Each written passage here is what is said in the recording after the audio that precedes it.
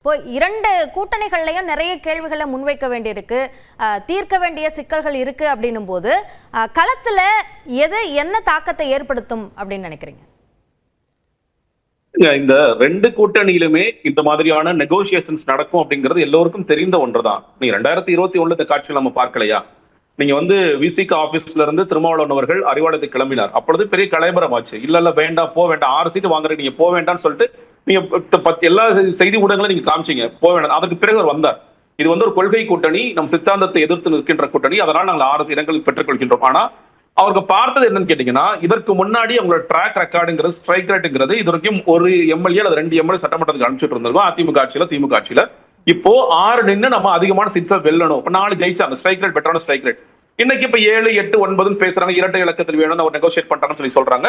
அதுக்கு உண்மையில டிசர்விங்கா, கண்டிப்பா டிசர்விங்கா, அதுல யாருக்குமே மாற்று கருத்து இல்லை. இன்னைக்கு விசிகவிற்கு போன வாட்டி கொடுத்ததோட அதிகமான இடங்களை கொடுக்க வேண்டுமா? ஆம், கொடுக்க வேண்டும். வட மாவட்டங்கள்ல திமுக உடைய ஒரு பெரிய பார்ட்னரா அவங்க இருக்கிறாங்க, நிச்சயமாக இருக்கிறாங்க. அது நாடாளுமன்றமா இருக்கலாம், சட்டமன்றம் இருக்கலாம். தொடர்ச்சியாக இந்த களத்தில் வேலை செய்கிறார்கள், விடுதலை சிறுத்தைகள் எல்லாம் வேலை செய்கிறார்கள். திருமாவளவன் அவர்கள் ஒரு முக்கியமான தலைவர், எல்லாமே பாசிட்டிவான பாயிண்ட்ஸ் தான். அப்ப அவங்களுக்கு அதிகமா கொடுக்கணும் அப்படிங்கிறது ஒரு நியாயமான கோரிக்கை தான். அதுவும் நிறைய பேர் கம்பேரிசனுக்கு போகும்போது காங்கிரஸ்க்கு ஒரு 3 சீட்டு கூட கொடுக்கும் போது விசிக கொடுக்கறதுல தப்பு இல்ல, தவறு இல்ல அப்படிங்கிறதும் இருக்கு.